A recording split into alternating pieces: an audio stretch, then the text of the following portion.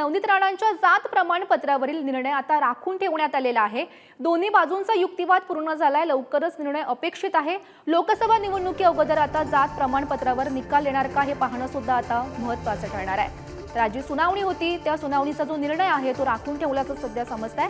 नवनीत राणांच्या जात प्रमाणपत्रावरील जो निर्णय आहे तो राखून ठेवलेला आहे। दोन्ही बाजूंचा जो युक्तिवाद आहे तो पूर्ण झालेला आहे। लवकरच खरं तर निर्णय आहे तो अपेक्षित आहे आणि लोकसभा निवडणुकी अगोदर आता जात प्रमाणपत्रावर निकाल येणार का हे पाहणं सुद्धा आता महत्त्वाचं ठरेल। तर महत्त्वाची बातमी आपण सध्या पाहतोय।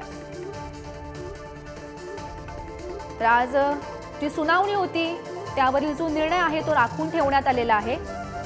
तर या संदर्भात माहिती देत आहेत आमचे प्रतिनिधी शिवाजी काळे आपल्या सोबत आहेत। तर शिवाजी, जी सुनावणी झाली त्याबाबतचा जो निर्णय आहे तो राखून ठेवण्यात आल्याचं सध्या समजतंय। 22 जून 2021 ला जर विचार केला तर सर्वोच्च न्यायालयाने या सगळ्या प्रकरणामध्ये केस दाखल करून घेतली होती। तर उच्च न्यायालयाने दिलेल्या निकालाच्या विरोधात आनंदराव अडसूळ त्यासह नवनीत राणा हे सर्वोच्च न्यायालयात आल्या होत्या आणि या सगळ्या प्रकरणावरती 2021 पासून सुनावणी सुरू होती सर्वोच्च न्यायालयामध्ये। सातत्याने तारखावर तारखा मिळत होत्या।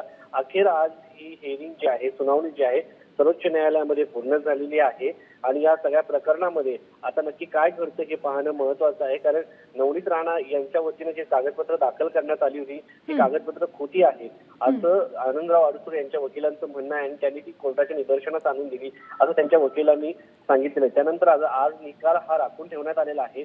त्यामुळे या सगळ्या प्रकरणावरती सर्वोच्च न्यायालय काय निर्णय देते आणि सगळ्यात महत्त्वाचं म्हणजे या प्रकरणामध्ये सर्वोच्च न्यायालयाचा निर्णय लोकसभा निवडणुकीच्या अगोदर येतोय का? कारण नवनीत राणा पुन्हा एकदा अमरावती लोकसभा मतदारसंघातून उभ्या राहणार आहेत आणि त्यांचं जे सर्टिफिकेट आहे राखीव मतदारसंघ असल्यामुळे ते खोटं असल्याचा दावा आनंदराव अडसूळ हे करत आहेत। त्यामुळे या सगळ्या प्रकरणावरती आता सर्वोच्च न्यायालय काय निर्णय देतं त्यावरती नवनीत राणा यांचं राजकीय भविष्य अवलंबून असणार आहे।